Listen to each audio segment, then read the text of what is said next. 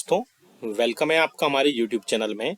Pensioners, family pensioners और कर्मचारियों के लिए बड़ी खबरें आई हैं। बजट में क्या क्या मिला पेंशनर्स को, कर्मचारियों को, फैमिली पेंशनर्स को।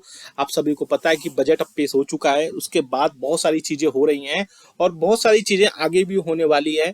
सारी अपडेट दूंगा मैं। साथ ही साथ 18 मंथ्स के एरियर्स पर जो ऐलान होने वाला था उसका क्या हुआ, पेंशन में बढ़ोतरी को लेकर के, नोशनल इंक्रीमेंट को लेकर के, साथ ही साथ 8वें वेतन आयोग को लेकर के जो चर्चाएं चल रही थी कि बजट में पेश होंगी, वो सब धरी की धरी रह गई और अब बजट पेश हो चुका है, जिसमें कर्मचारियों, पेंशनर्स और फैमिली पेंशनर्स के लिए उसमें कुछ भी नहीं मिला है। तो क्या ये चीजें थी, सारी चीजें डिटेल में बात करेंगे। पूरी वीडियो को लास्ट से देखिए। साथ ही साथ इसमें पेंशनर्स के लिए आगे क्या चीजें हो सकती हैं और उनमें क्या उनको फायदा मिल सकता है, उन पर भी हम थोड़ा डिटेल में बात करेंगे। पूरी वीडियो को लास्ट तक देखिएगा और अगर चैनल पर पहली बार आए तो चैनल को फ्री में सब्सक्राइब जरूर करिएगा। सब्सक्राइब के ब्लैक बटन को प्रेस करके साथ ही साथ आप हमारी वीडियोस की लेटेस्ट इन्फॉर्मेशन के लिए घंटे के निशान को जरूर प्रेस करिएगा, तभी आपके पास हमारी वीडियोस की लेटेस्ट इन्फॉर्मेशन आ पाएगी और आप हमारी वीडियोस को इसी तरीके से आगे भी वॉच कर पाएंगे। आपको जानकारी एक लेकिन इन्फॉर्मेशन दे दूं, कर्मचारियों, पेंशनर्स और फैमिली पेंशनर्स के उनके पेंशनरी बेनिफिट से लेकर के सभी कर्मचारियों के लिए हम उनके पेंशनरी बेनिफिट के रिगार्डिंग बहुत सारी सर्कुलर्स, नोटिफिकेशंस और इन्फॉर्मेशन लेकर आते रहते हैं।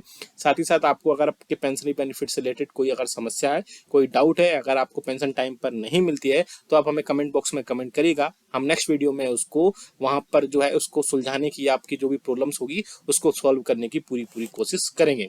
जी हाँ दोस्तों, सीधा मुद्दे पर लेकर चलते हैं। आप सभी को पता है कि बजट पेश हो चुका है।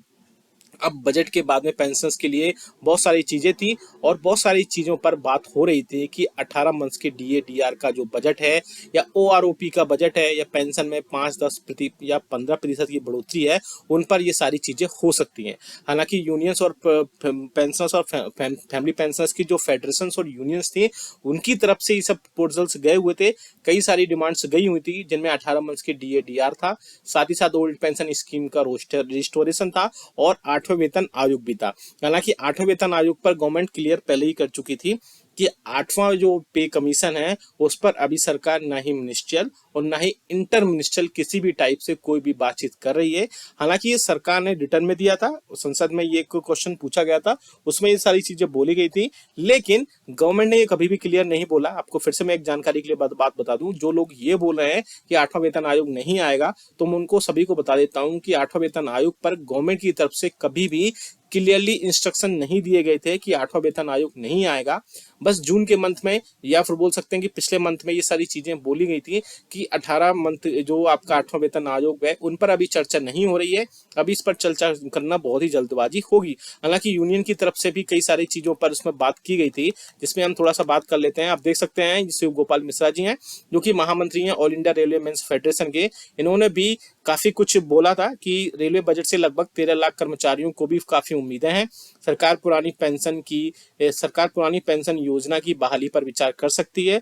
वहीं इस बजट में 8वें वेतन आयोग के गठन पर भी सरकार कर्मचारियों और पेंशनर्स को उसके ऐलान की उम्मीद है। हालांकि इन सभी यूनियंस और फेडरेशन ने लगातार इसके रिगार्डिंग बहुत सारी बातें की थी, बहुत सारी बातचीत, उनको रिक्वेस्ट भेजी गई थी, बहुत सारे चार्टर डिमांड्स भेजे गए थे, जिनमें ये सारी चीजें थी, जिनमें 8वें वेतन आयोग का भी इशू था। साथ ही साथ इसके अलावा जो 18 मंथ्स के डीए डीआर था वो भी था, और पेंशन में जो एनुमलीज है और या नोशनल इंक्रीमेंट्स है या कम्यूटेशन पेंशन में जो बदलाव है उसको लेकर भी कई सारी चीजें पर बात की गई थी। लेकिन ये सब चीजें अब क्लियर नहीं हो पाई हैं और फाइनली पेंशनर्स और फैमिली पेंशनर्स को इसमें कुछ भी नहीं मिला है। हाँ, आगे आने वाले दिनों में जो चीजें होंगी वो बहुत क्लियर होंगी, क्योंकि सरकार जो है इसमें बहुत सारी चीजें ऐड कर सकती है। 18वें वेतन आयोग 18वें जो का एरियर्स है उस पर अभी बहुत सारी चीजें नहीं हो सकती हैं, लेकिन जो 8वां वेतन आयोग है उसमें बहुत सारी चीजें हो सकती हैं।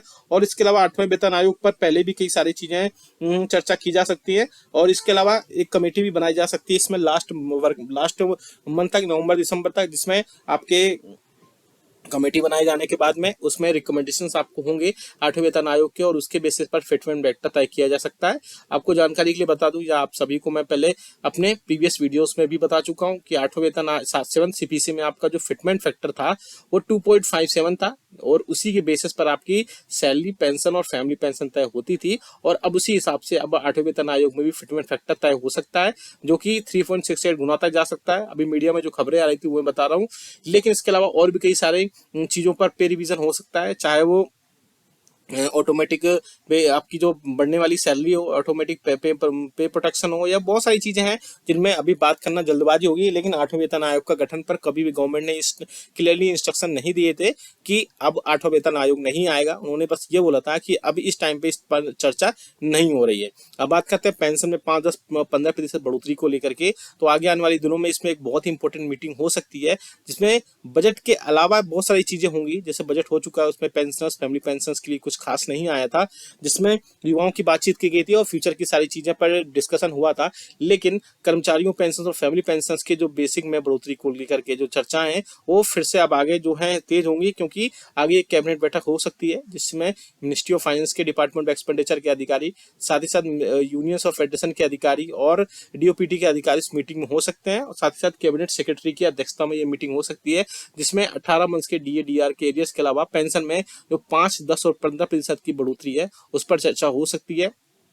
साथ ही साथ कर्मचारियों पेंशन और फैमिली पेंशन के लिए उसमें और भी कई सारे इश्यूज हो सकते हैं। इसके अलावा उसमें फिटमेंट फैक्टर पर भी बात हो सकती है, क्योंकि 8वें वेतन आयोग में जो फिटमेंट फैक्टर आएगा वही सबसे क्रूशियल रोल प्ले करेगा कि आपकी पेंशन किस हिसाब से होगी। क्योंकि अगर आप फिटमेंट फैक्टर 3.68 गुना तक जाता है तो आपकी बेसिक पेंशन जो है 16,000 रुपए तक हो सकती है, 15 भी हो सकती है। और इसके अलावा जो कर्मचारियों की बेसिक सैलरी है 18,000 रुपए, उसमें फिटमेंट फैक्टर 3.68 गुना तक होता है तो उसमें 26,000 रुपए तक बेसिक तक पहुंच सकता है।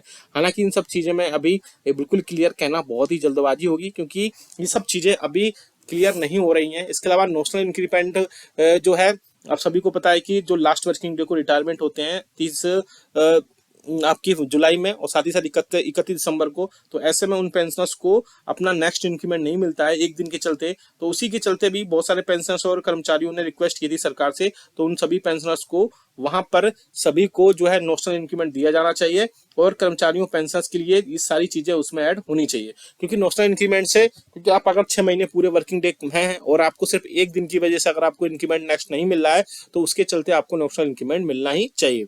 साथ ही साथ कम्यूटेशन की बात करें अगर, तो कम्यूटेशन 15 साल के लिए होता है, लेकिन अब जो है पेंशन और सरकारी कर्मचारियों की हमेशा से ये डिमांड रही है कि कम्यूटेशन पेंशन को 15 साल से बड़ा कम करके 12,000 या 12 साल या 10 साल तक लेकर आना चाहिए, जिससे उनका काफी हद तक पैसे सेव हो सकें। लेकिन आप हमें कम्यूटेशन पेंशन पर और भी सुझाव दे सकते हैं, जिनको हम नेक्स्ट वीडियो में लेकर जरूर आएंगे। अगर आप भी 18 मंथ्स डीए और डीआर के एरियस पर पेंशन में 5, 10 और 15% की बढ़ोतरी, साथ ही साथ नेशनल इंक्रीमेंट और पेंशन में जो कम्यूटेशन होता है उस पर जो भी आपके सुझाव है वो हमें जरूर दे दीजिएगा। हम आपको नेक्स्ट वीडियो में उन सब चीजों पर चर्चा करके आपको पूरा एक डायरेक्टली बहुत अच्छा सा वीडियो अपलोड कर देंगे, जिससे आपके सारे डाउट्स वहां पर क्लियर हो सकते हैं। ये सब चीजें आगे आने वाले दिनों में बहुत ज्यादा चीजें क्लियर हो जाएंगी। साथ ही साथ फिक्स्ड मेडिकल अलाउंसेस पर भी कई सारी चीजों पर अपडेट देखने को मिल सकती है। आप हमें कमेंट करके जरूर बताएगा आपको वीडियो कैसा लगा, और आप जो भी आपके रिव्यूज हैं, आपके राइस हैं,